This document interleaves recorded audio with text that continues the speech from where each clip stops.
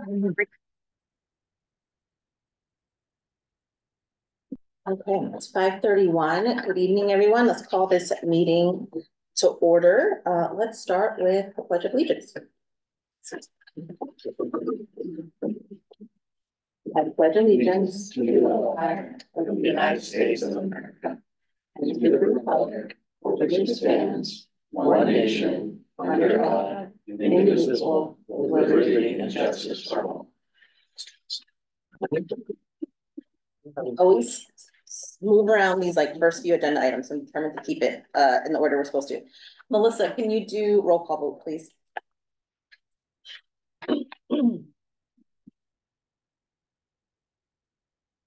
Commissioner Cavaleros. Present. Commissioner Davis.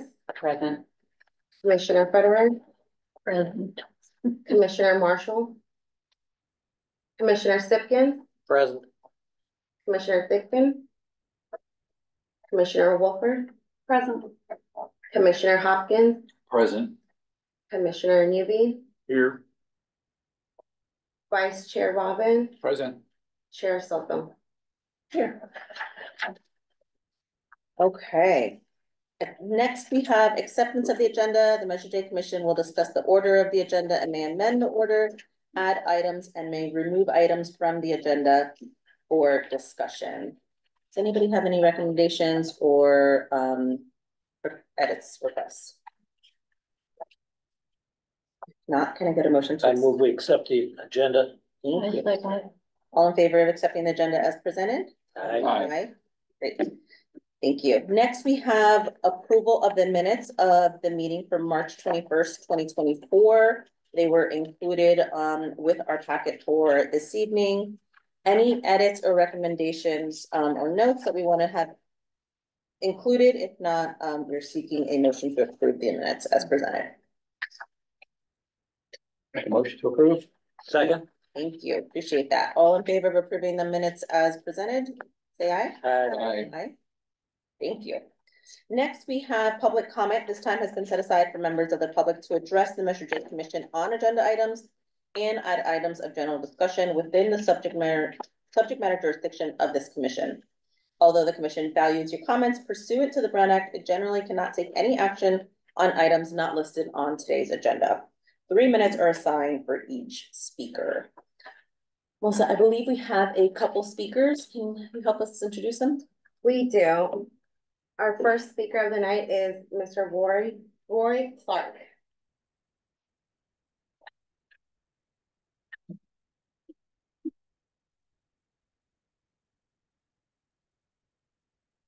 Evening. I'm Roy Clark, and I'm chair of the Palm Springs Sustainability Commission. I'm going to talk about how the Commission and the Office of Sustainability are starting to address climate change, reducing greenhouse gas emissions to fight climate change, and helping people in Palm Springs adapt to the climate changes we're already experiencing. Sustainability is looking at ways of reducing greenhouse gas emissions. Transportation, motor vehicles, accounts for about 50% of the greenhouse gas emissions in the city. One way of reducing greenhouse gas emissions from transportation is to reduce the use of gas-powered vehicles. We can start by making it easier and safer for people to walk and ride bicycles. We have a network of bicycle paths and lanes, but they could be connected better. We need more sidewalks for safer walking. In past, Measure J funded many sidewalk projects. I believe those were called hotspots. We have the CV link, most of which, the parts of which are in Palm Springs, will be completed in 2024 and early 2025.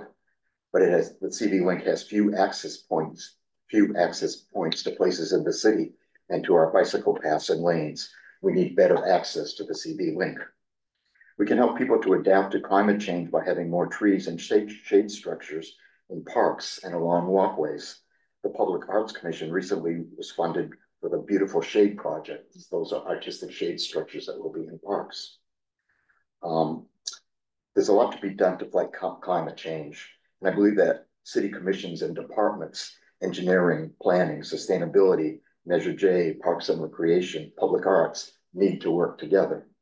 I don't have a specific project request this evening, but I wanted to get this message to you. We should talk more in the future. Thank you. Thank you so much. Thank you.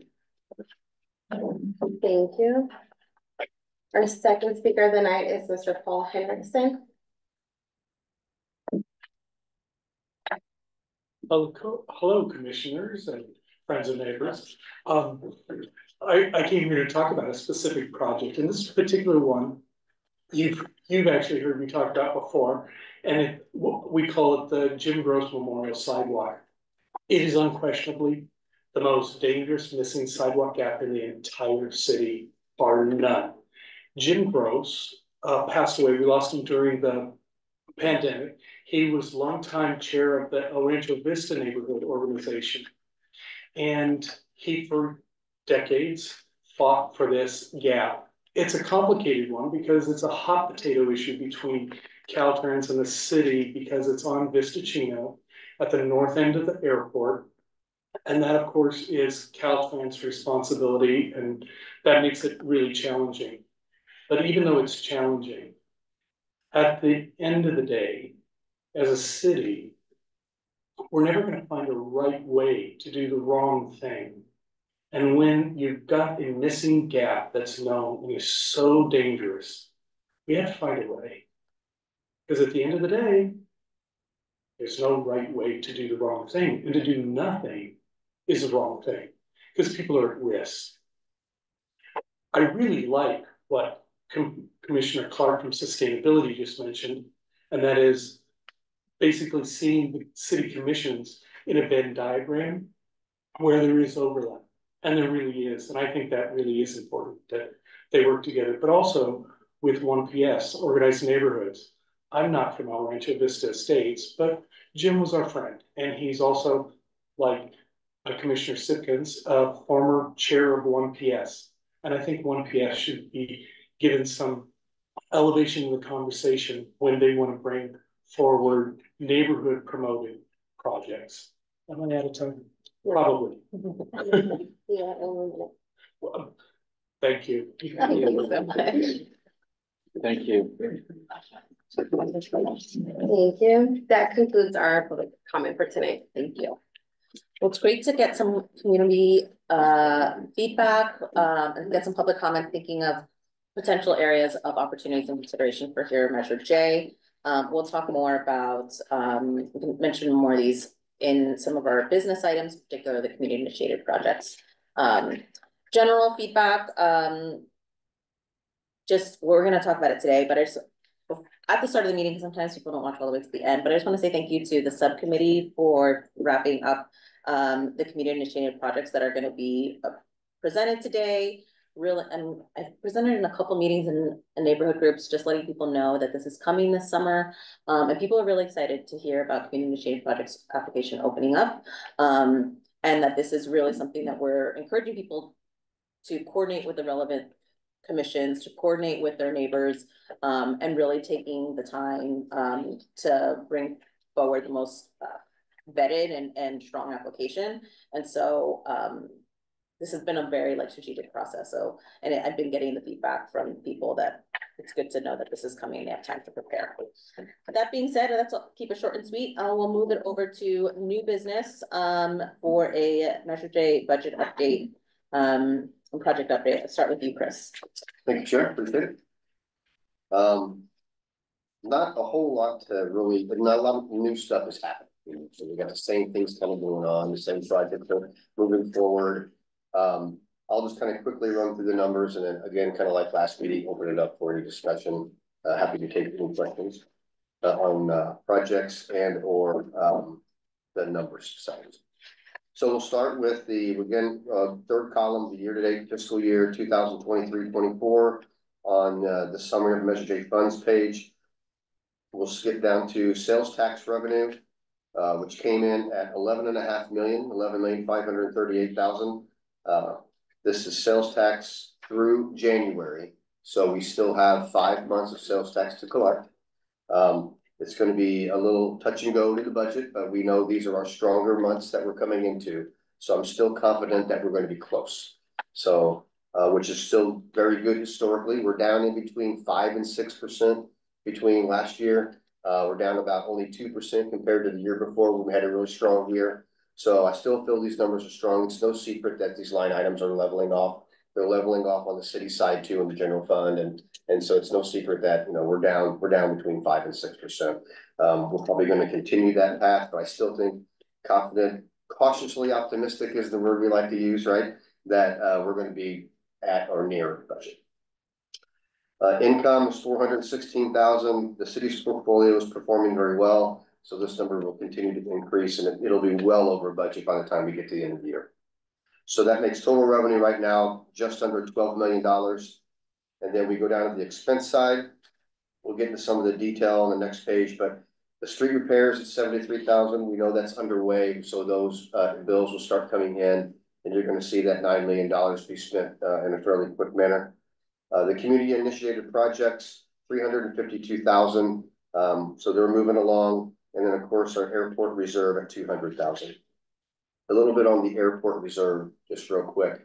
I have our tax consultant. So this is where that the tax on aviation fuel, the FAA has put a notice out a couple years ago, 6 years ago, that said that we're to be setting aside all the sales tax collected on aviation fuel to be for the airport projects. We're getting some numbers in, and we're looking like our 200,000 is a little light. So we're going to probably make some adjustments once I feel comfortable with what I see. Actually just got some information today. So once I feel comfortable with what I'm seeing and talk it over the tax consultants, I'll bring that number back to the commission, and we'll probably begin to increase it. Do you have any sense, Chris, as to how underperforming this number is, or underestimated this number is? I don't really want to say right now because I haven't vetted out the numbers, but it could be, we're close, but we've had some strong years these last few years. So I don't want to give out a number right now. Can you just clarify a little bit on process? Yeah. And so is it like an average over all the years, or do we have to track, like, depending how strong that year is, would that number vary depending on the year? It could. And our tax consultants went all the way back to 2018. Oh, great. Okay. So they did the work for us, which is really nice. So we pay them to do, but that's really nice. And it looks like in the prior years, our 200,000 was pretty close. So, but it's just when the sales tax numbers are increasing the last couple of years, we're probably going to be under a little bit. Have to pay it back. Okay, that's helpful. Thanks. And we should be getting actual numbers in at least once a quarter is what we're hoping for. So no longer will we have a reserve, we'll actually have actual numbers in place. Oh, wonderful. Go down to the 1.56 million. That's our debt service. That's 2 quarters of debt service. We have 2 more quarters to go. So by the time the year ends, we will meet that $3.1 million budget number that's right next to there. Downtown maintenance, landscaping, and security is at 469,000. And then our capital projects expense, which you see the detail on the next page, is at 5.4 million right now. So total expenses $8 million. We're showing a significant surplus right now, about 3.8 million.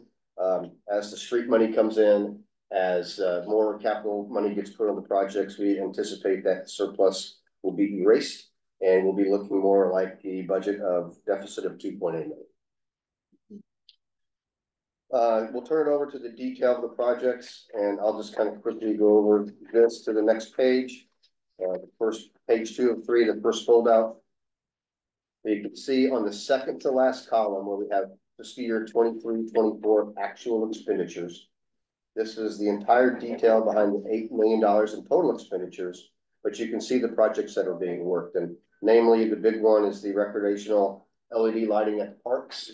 That's sitting at about 3.6 million right now. I think there's a little bit more to come on that, I believe. Yeah.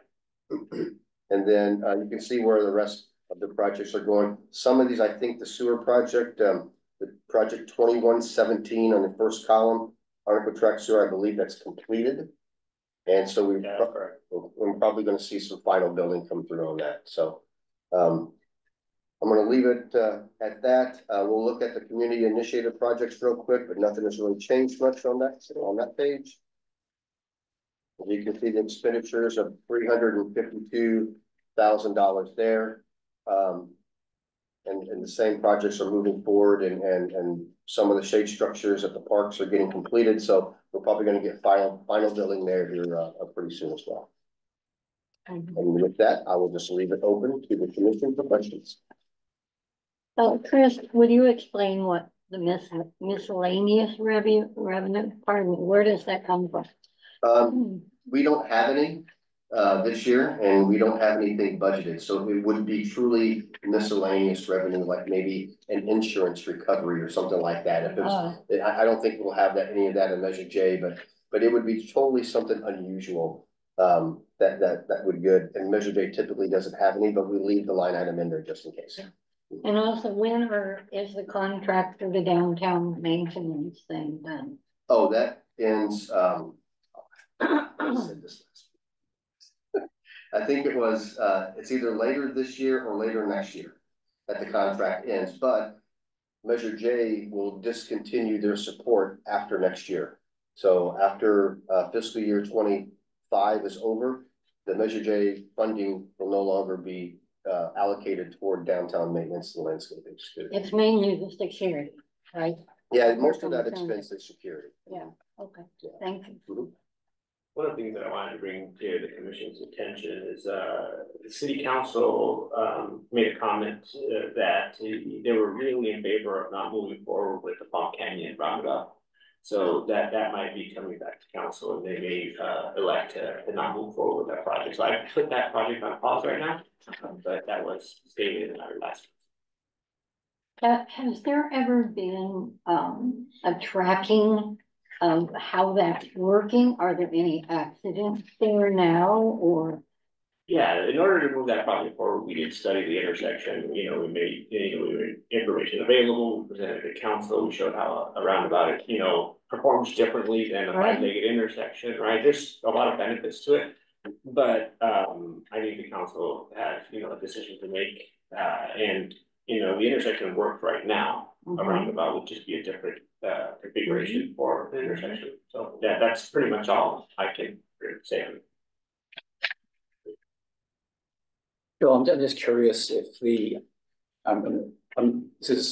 this is not a substantive point, but my non-substantive point is good, not doing the roundabout, good. I think that's a good option to take. But I'm curious, is that decision by council, does that factor in at all with the planned work on the bridge 100 yards away?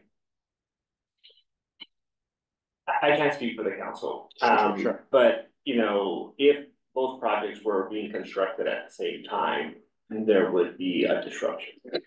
And during the construction of the bridge, obviously there's going to be a disruption to the area. And if this project would move forward, there'd be disruption to the area. So I think I've made a comment to council. We have 6 bridges and other things that are going on. So if I start building all, and they're all converging, they're all going to be built in the next 2 to 3 years. So I got approval to move forward with the Palm Canyon one.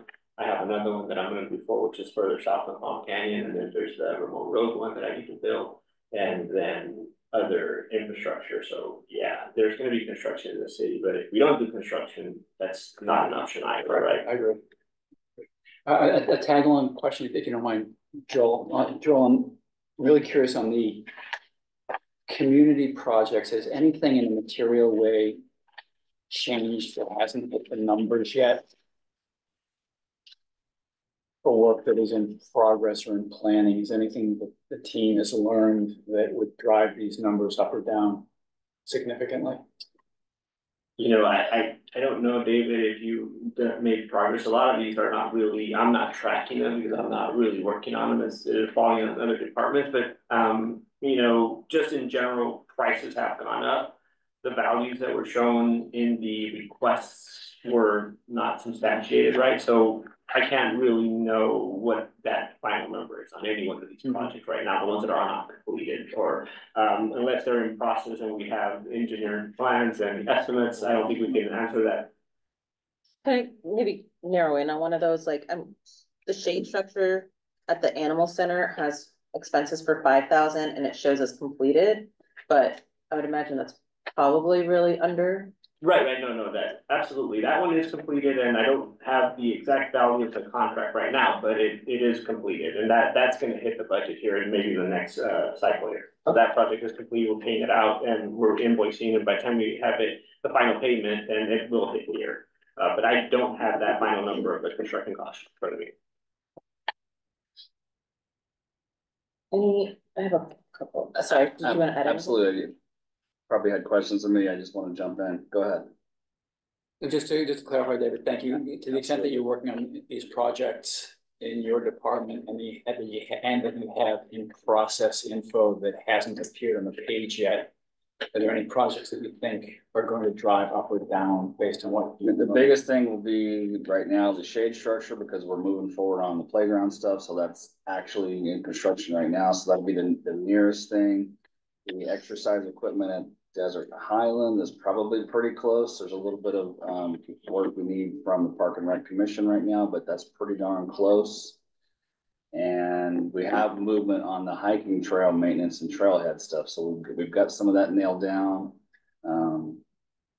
They need to we have a group that's going to be coming in, our mounted police group is a nonprofit. They're working with us, and we think we'll be able to work with them once they acquire the insurance. So more to come on that, but we do have movement and it looks really positive. So that should be a really good thing for this project.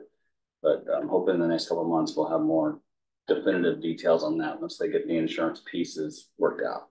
The one project that is really gonna completely grow beyond anything that's being tracked here is the swim center. That one is beyond a community project. It was started that way, right? But now it's really a big capital project. It's being designed right now. So that we're talking about, millions, not 200,000. So that, I think that one in the near future, maybe we remove it from community, even though it started here, right? I don't know if we need to track it here, because it really is, it's just ballooned something that's not a community issue. And it's more of a capital project. So a couple of questions. So I completely agree, which is like a great success story of community initiated projects, of something that was brought, we put some initial funding to it, and it's the prioritization kind of moved up and kind of scaled. So I'd imagine that would, but is that only funded through Measure J? It's funded with other things too, right? Or am I? At this point, we're in design or conceptual design, and it's all Measure J funded. So then it would be like on this. It would jump into a capital project. It moved from, I guess the distinction I was trying to make is community issue projects versus it should be moved into a general project. And the funding source, it could potentially be all Measure J, depending if the funding is available and what it ends up scoping out at. Because that's still in process. Yeah, that makes sense. And then I had a question around Victoria Park. Is there an update on the timeline of that? I thought it was like originally it was like December, January. Now we're in April. For completion? Yeah. Probably at this point, it's hard to, thank you. Probably at this point, we're looking at potentially early June, sometime in June. I'll have a better idea as we go along, but it is actively in construction at this moment, which is a big improvement over the last meeting when we were at. So that's happening now. And is Demuth still planned to be immediately after that? Demuth will be immediately after that, so we don't close them both at the same time. But absolutely, they will not leave. They'll move from that part to Victoria or to Demuth afterward. Got it. Any other? I have a couple more, but I have a question, Joel. On Mesquite Avenue by the Cody, they have cut out half circles into the street, and there's bougainvillea planted in there. Do you know why that was taken out? It's not coming to my immediate brain thoughts. Where is that? By the Cody.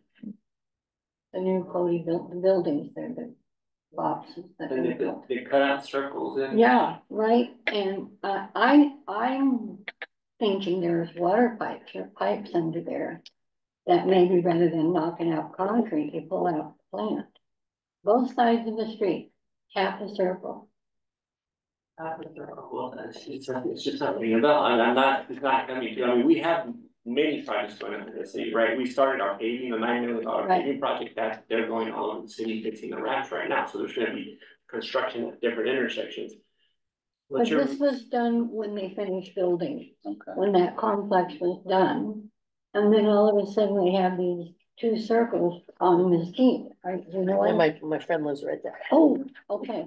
And it doesn't really take a parking spot, but I can't understand why they would cut out the street for planting.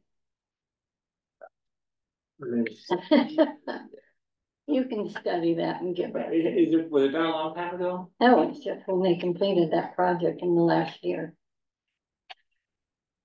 It's, you know, it backs to the wash in Mesquite and or is it in whatever, Pond Canyon? Yeah. And right before you get to The Pond Cody Canyon. place, right? The Cody place. So these are bump outs that come into the street, right? Yeah, And then they that's what they put, call okay, it. so that, if I'm thinking about the right place, and I think I am, it's all starting to come back to me here. So the community wanted a way to slow traffic down, right? And they wanted to narrow down, and there was some sort of community involvement when Cody Place, when that actual project was coming forward, that they went to the planning commission, city council. They had them do certain things for the community. One was putting I think they put concrete there, right? They did, they did this whole area of concrete, colored concrete. Another thing that Cody agreed to do is to put these little pop-ups so that it could slow traffic down. So that was really a direct request from the community of the developer that took a while to build it, and then they ended up building it. So that's the answer to that question, if it is what I'm thinking about. I think it is. Thank you. Any, I had a couple of questions around on the first project list. So I know we have pickleball here, and that's also in the design phase, as well, and has been getting community input. Do we have an idea as to is it kind of like the swim center where right now it's expected to be all Measure J? Would it be a combination, or like, how do we kind of keep in mind solely Measure J projects versus like Right, and I did not bring my 5-year capital, but if I'm recalling correctly, it's not all Measure J. So when I put the budget together, we use Measure J, and then we use capital funds for that as well. So that one in particular will probably not be all Measure J. But again, those are all, you know, once they develop the full scope, we understand what the costs are gonna be. Then we go back to council and we indicate what the cost is, and then we start programming what that amount of money that we need to actually build it, right? But I believe I projected and used 2 funding sources. One was Measure J, and one was the general capital fund that we have. Got it, that's really helpful. Yes. Joel, if I can follow up on what Commissioner Soto just asked. Those pickleball courts are not the pickleball courts that are to Mute, they're separate.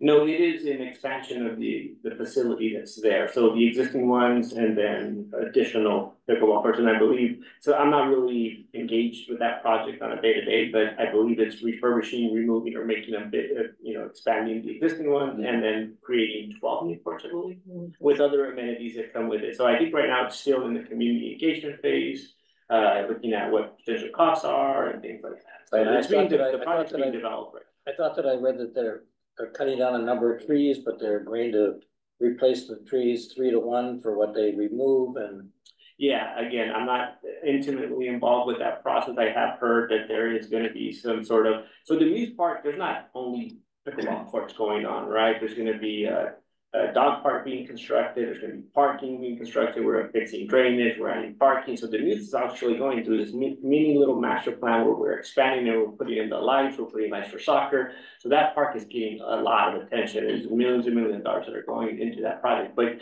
to the point of the trees, I'm not certain. I believe there is going to be some sort of, or my understanding is that if there is a tree removed, there's going to be more planted. But to what extent, I'm not sure. I love hearing that we can do parks projects while also doing the parks master plan, and kind of we can do both things at once. It's really exciting to see momentum continue, even as some of those bigger kind of visionary sessions that are happening. Okay. Any other questions for? Oh, one other question I had is the lighting project. Can you share just a quick status on how that's going? If that's still, I know we had originally, last I heard it was supposed to be done in April. I know there's a lot of impact around like sports youth leagues. And so is that going to be done this spring? It's still tracking for April-ish. So it's interesting. They had a scenario where there was a set of bees that took residence in one of the towers or one of the light fixtures, and they were struggling to get it out, and they're working through some issues, right? As construction goes, there's always an issue. I know my team's working hard to get them to finish and to hold them to their contract. I think the contract's expiration is more May 2nd or 4th. If the project starts going beyond that, then we start assessing liquidated damages. So we have some control, but we can't build it ourselves. So we can't tell you, I can't sit here and tell you with 100% certainty that April is the date, even though that's exactly what we've been told and that's our target, that's what we've been pushing for. What I can say, if it goes beyond like May 3rd or 4th, we start assessing liquidated damages to where the contractor starts paying us for not being done on time. And that's the nature of construction, right? No matter how many times, and everybody after scheduled, and every single project I've ever been involved with, the schedule is always wrong or hard to predict. I guess not wrong, but it's hard to predict because there's so many factors that go into construction. And this one's no exception. But it did, I think the poles are all up, they're doing the lighting, they did all the underground conduit pools. So they're very close to flipping the switch. So like, I just didn't want to today commit that it is April, because if it flips beyond that, then the only alternative, the only recourse I had is to start charging them money for it. And is that true? Because it's in two parts, and so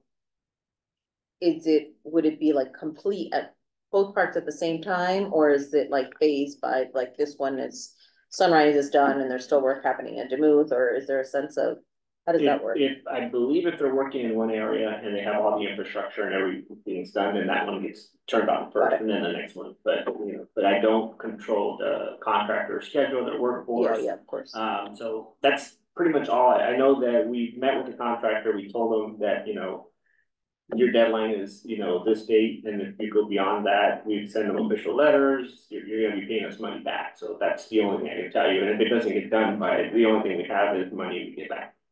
And we don't have a switch that we can turn on. Any other questions on the budget or other, any other projects? Yep. I'm gonna go ahead and it's okay to clarify a couple things that I said last week regarding community initiative projects before you all get into that discussion. So the amount of dollars that I had communicated to the commission last meeting set aside for community initiative projects was somewhere around $9 million. But I failed to remember that we had set aside 1.6 million of that 9 million to help with the Plaza Theater construction. So the dollars that are actually available to use over the next couple of years for these community initiative projects is about 7.2 million. Now, I still believe and would still recommend to the commission that that $6 million that was thrown out last month is still a good number. And I believe that because I did some looking ahead and forecasting that when we get into fiscal year 26 and 27 budgets, the number that we're going to have for community initiative projects at the end of 27, which will be June of 27, that's about 3 years from now, that's going to be almost $9 million. So that gives us, if we use the 6 million, then it's going to be about $9 million. And that might be the time, 3 years from now, when we want to open up the application process again, of course, depending on how the projects are going. But so I still think the commission recommendation of 6 million is a good number. I'd also like to say that still leaves us $1.2 million out of this fund that we're kind of leaving out there. I would recommend to the commission that we ask or that we approve using those funds as overage funds if we need to. So if the commission recommends 6 million, I would ask that we recommend the $1.2 million left over be used if we need to use it for any overages on the community initiative projects themselves. Nothing else, just the community initiative projects. And that would, what I would do, and we would also at that point, come back to the commission, kind of like we would do now if we used any of our budgeted overages and say, this project's over, looks like we're going to need some of those dollars. And I think that just helps us to keep moving things forward, and a project doesn't have to stop that, you know, and or not even do it because it's over budget. And I know that the subcommittees really worked hard to try to get the application right. And so that some of those costs that come in from the community are better, but we still know those haven't been vetted. And we still know when we're in a rising cost situation. And I just think it would be prudent to take the additional dollars left over and use them as an overage. But I'm just recommending that to the commission. So that's all I had on that. And is there any other questions for me on the budget? Do you need a motion for that? No, I think what we'll do is on the agenda item number 2 is there is you all will recommend to go to council with the application and the timeline and the dollars. And I will say that's what we do have to do. I don't know if I mentioned that or not. I did clarify that with the city attorney. He did say that since there's dollars involved, that we do that this will be an official. If you guys choose to do this tonight, it will be an official recommendation to the council of the application, of the timeline, and of the dollars. And then I will prepare a staff report and we can go in front of council. And I don't know if we can discuss later who goes in front of council, but that will be the official process. And I will have the city attorney review the application tonight if you guys approve it. That's the reality. Every project comes in over budget. Yeah. I think it'd be a good use of funds for the 1.2 million. You know, I think it's, you know, we're still centering it around the community initiated projects, and we wouldn't use it for anything else other than those project overages. If I could just to throw some supplemental comments, I think that, Chris, what you're recommending, the analysis is helpful, the guidance is very helpful, and as you're saying it, I'm not going to be here in 7 months, but it won't be for 7 months before there's a consensus and agreement on moving forward. So there'll be more visibility on what the forecast would be for revenue. The 1.2 that you're suggesting earmarking for an overage fund for contingency, which I do think is a great idea. As the commission considers the $6 million bucket of projects over the next several months, if I were not terming out, I would be advocating layering in our own contingency based on everything that we've learned. You learn every day, Joel. We learn periodically if we need to layer for time and for budget overruns, which isn't necessarily going to occur if we're awarding $6 million for projects that are identified as costing $6 million today. And then the tag-along question for the council process, do you have a sense of how quickly you can prepare a staff report to get onto the calendar so that we can meet the June 1 live date? Yeah, we will definitely have it done in May. I'm not sure if it's be the first meeting is May 9th, so I don't know that I've got the time to commit to May 9th, but the next meeting after that is 20th or something. So we'll definitely get it in May. No doubt, yeah, for sure. Thank you.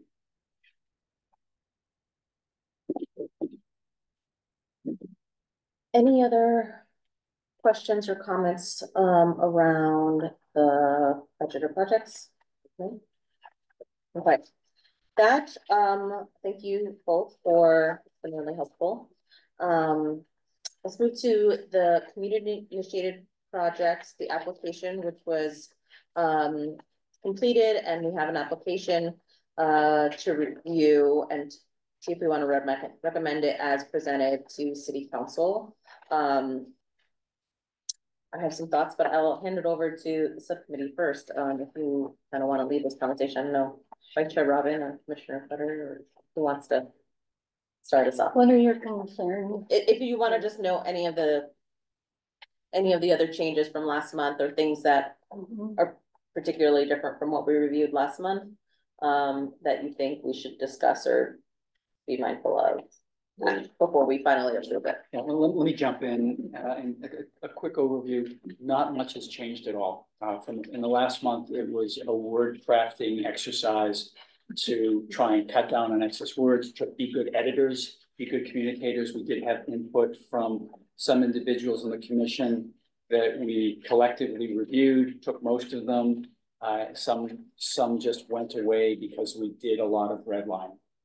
the balance, on balance, we think this gives direction that we expect and need detail from an applicant, that we expect and want collaboration across communities, community groups, individuals, departments, commissions, staff members, to try and get robust proposals that represent the needs and wants of the community.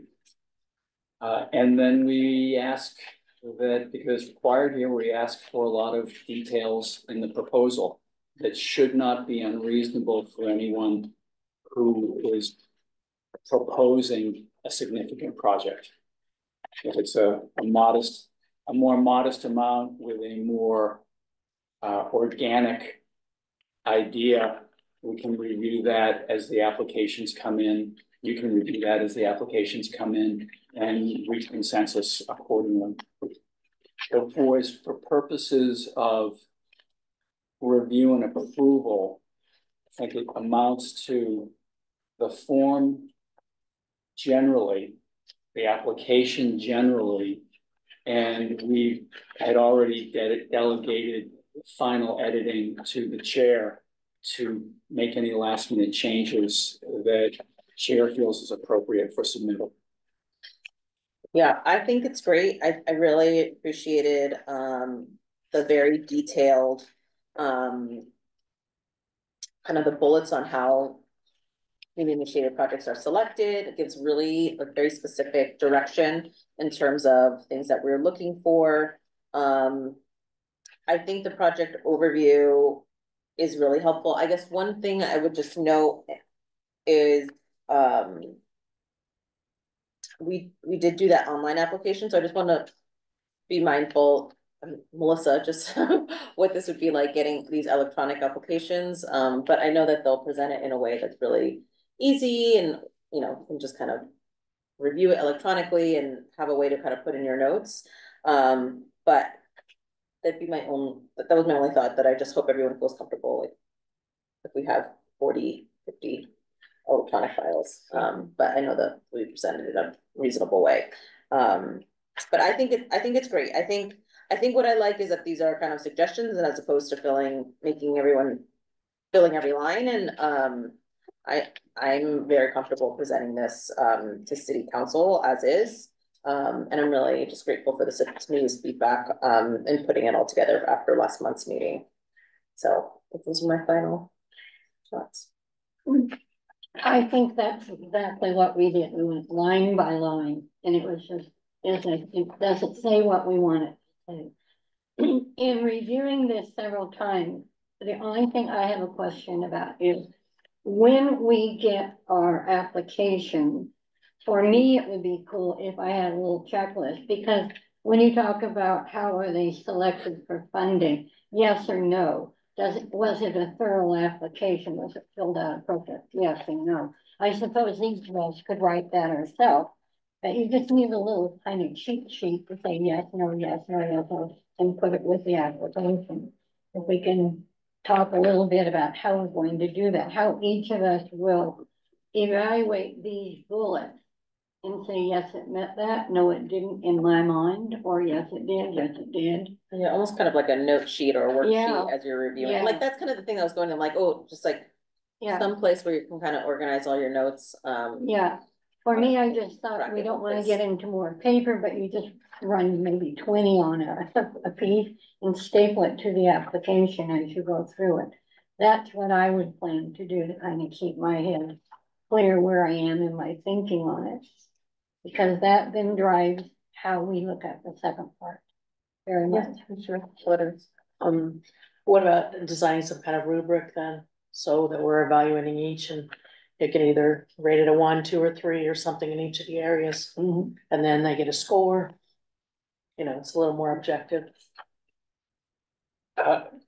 Just to respond to the word score, Well, knowing that it manifests itself has manifested itself in the past as an unintended speed bump. But I think for an individual commissioner evaluating and grouping, your judgment and how you think someone how someone's application qualifies in certain categories. In total would bring it into how you, whether you advocate it or don't, or want more information. But yeah, I think it's important that we all remember, those of us who are here, that scoring has a meaning that maybe we're not intending it to. We discussed an A would be really complete. Clear, complete, financing, vetting, application's good. B would be, we'd like the applicant to give us a little bit more. Good application, but we're sort of missing a little bit of that, and that's where we could bring the people in. And a C would be something that you absolutely do not think is a viable project in your mind. And so that's going to be very different because we're each going to have to be quite verbal and defend what we are looking at and how we're grading them. Where before it was just tally them up and all the nines won or whatever. So now it's really being pretty concise about how you feel about it. And we will not all agree on the same project, I guarantee you that. But they should comply with what we've said we want from applicants. So, and I just bring up, how are we gonna tally it? Do you think it's better each of us make our own way to do that, or do you want something created? I would recommend, if for myself, and this is what I would recommend for the commission, is to do your own review, keep your own counsel, and prepare a list of those that you support. Maybe you do support and you don't, and then collectively the body discusses, weighs in, and you can rally support around one project or not. Yeah, that's kind of how I imagine it. Everyone kind of does their A, B's and sees where, you know, it could be everyone mostly agrees on which ones are the C's, and it might be a range of A's and B's, and then as you discuss, you're like, well, I did it a B, but that's a good comfort, that's a good point. I'd be willing to bump it up to an A or vice versa, right? But yeah, I would agree, kind of everyone having roughly their own ideas to how they would categorize them, and then coming in to seeing where they might, you know, maybe even before that, sending all your C's to Melissa or something, and then saying, these are the ones that had the most number, the most number of commissioners with C's that didn't think they were eligible. These blank amount of projects all had C's or whatever it might be. So that way you're not spending time talking about ones that everyone's in agreement is not eligible. And then but you have time, like, you can, as applications are being done, like, this is something that I think is really feasible to finalize, like, come August, September, because applications aren't going to be completed until October, right?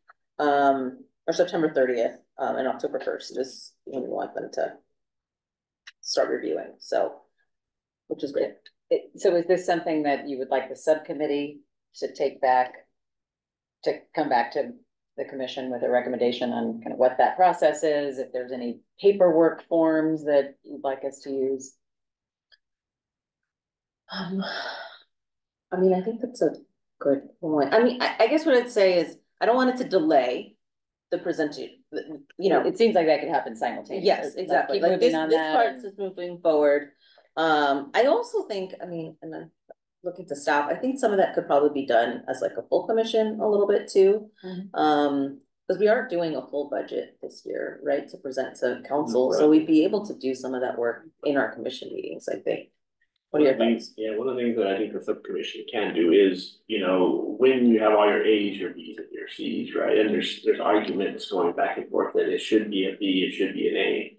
There should be a minimum criteria, right? Is it 2/3 vote of the commission, or is it 50+1 to make the final decision, so that groundwork is set for your voting, right? You do all your own individual A, B's, and C's, you bring them back, you have your discussions, but when there's kind of like some real opposition to something, there's got to be some way to make a final decision, and the commission should accept it. So I think the subcommittee should come up with what that looks like, so that we're not, you know, in infinite discussions. Yeah. Yeah, I don't want to create more meetings and more paperwork. I think it's good to have this discussion, so at least we're aware. Do your own bookkeeping, so you know where you're thinking. We had, what was it, 59 applications? And you sort of start grounding where we were. In that case, Joelle, would it be majority rule? Just simply, we would say the majority of the commission feels this is a strong project, so it moves forward. I don't know, Commissioner Robin, you had some sort of strong feelings or reactions to what? I changed my mind and I didn't think I would be as funny as it seemed at the moment I was thinking about it. But the process could get a little clumsy, and that's democracy. I think the path that this could take, the road can split a number of ways because we haven't received anything yet. And the receipt includes applications for grants and applications for projects for the city staff to perform. And we don't know if we've maxed out on the $6 million number. So I think a lot of that soup gets sorted through over the application process to know where the tugs are. And then within that, it's a group of responsible commissioners with or without a worksheet of advocating what they endorse. And inevitably, there could be a situation, and I'm not sure if this is a subcommittee task or not, but there could be a situation where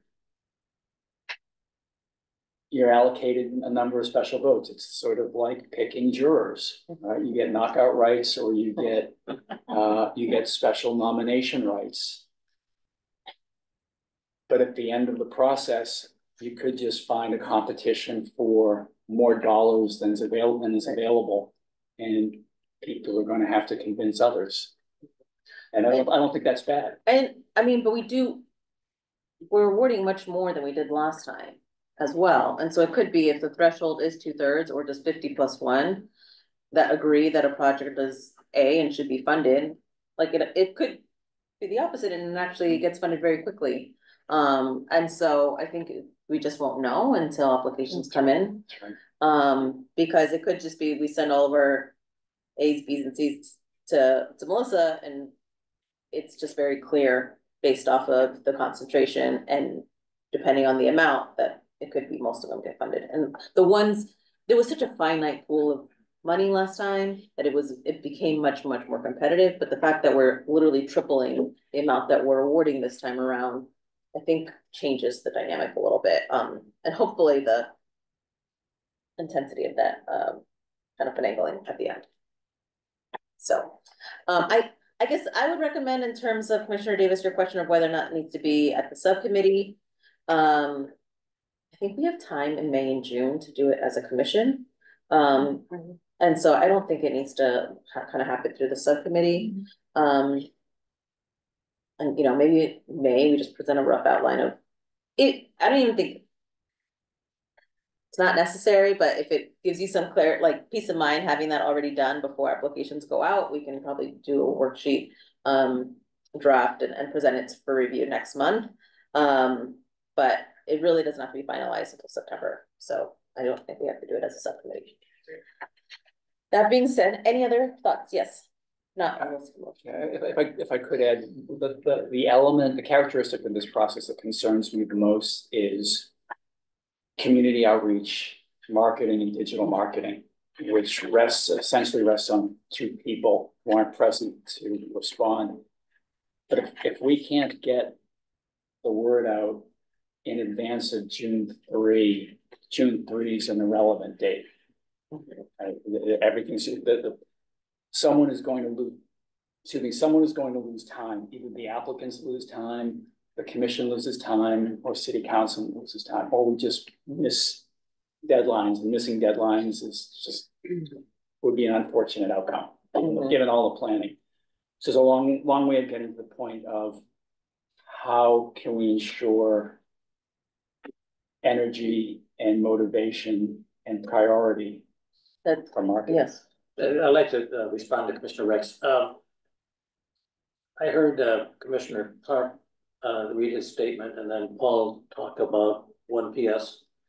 And about 3 months ago, the chair made a presentation to a meeting of the entire one PS group of 52 neighborhoods and reps and alts, and was a smash hit. And the one PS membership became very excited about Measure J.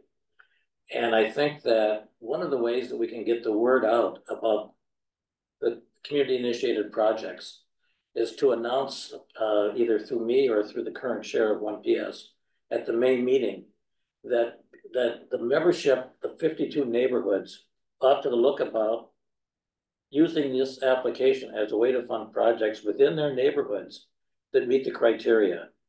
And you can then get input from the neighborhoods about whether it be bike lanes or whether it be other projects that meet Commissioner Clark's objective of sustainability, but also meet the criteria that we've laid out here. So I think that I'm willing to take that job on at the next meeting, which I think will be the first May. Mr. Hopkins, I don't know if you're the sort of the publicity guy here. Maybe you want to participate as well at the May meeting of one PS, and we can talk about the fact that this is now going to be available and that they ought to start looking at it from a neighborhood standpoint. Yeah, I'm happy to help too. Do we need to wait until council approves? And you were thinking it might not be until the middle of May, the second meeting? It'll be late May. I think it's okay to say that it's in process, but it does need council approval in order to move forward. Right, there will be nothing on the website, no application. Correct. Until it's good. And as far as the communication goes, I think the Measure J community initiative project would be very high on their list to market and communicate out to the public through their social media, through Engage Palm Springs website, through all of their sources. So I think we have their attention. Would it be helpful to have, I guess, would it be helpful to work with Amy between now and the council meeting to get drafts of how we're going to publicize it, so it's part of our council presentation, or should the comms strategy be developed once council's approved? Like, at least the city's community infrastructure, right? In terms of, we have these, we're planning on doing 3 Facebook posts every month on Measure J community initiated projects between now and September, and we're planning on doing 1 video that will be out by, June 15th, or at least having like a proposed outreach plan. Would that be something that would be useful for council, or would it be like jumping the gun if we go to at least do the draft of it?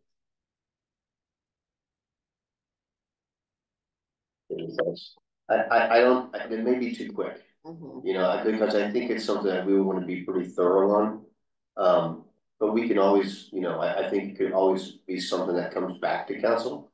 But I guess my opinion would be that if we do go with this on the May, I think it's 23rd agenda, I mean, it doesn't hurt to ask, and so we could give it a shot.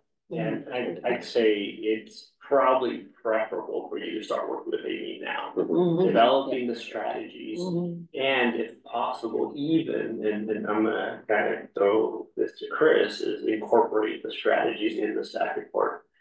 Essentially get the PIO engaged and laying this out for the commission, and it's important for council, so I think it's not far-fetched that she could help Chris put together the media aspect of how we're gonna promote this in the staff report, and it's sort of out there, and maybe even a budget attached to it. But that is, because once you're making this happen, is what I'm trying to say. Yeah, and it's, if we are going to be, fully ready by that June 1st, right? Like, it kind of start now. Yeah. I can add in, without that preparation work now, the dates, the live dates are not real. Yeah, truly live. And if it turned out the council objected to the process or found a reason for us not to move forward now, a good amount of the work that would happen with from Amy and her team would not be wasted, because we've already been talking about the need for outreach and advocacy of the platform, which is Measure J. And nothing is materialized yet, but we've been ready for a long time to do that. So let's start anyhow. It would not be a wasted effort, and to the extent there's money spent, that wouldn't be wasted money. Right, yeah, and as I think about this for a couple minutes, you know, I think to take that, even if it's a rough plan, is a good idea, because council could then act on it as well. You know, they may have some recommendations.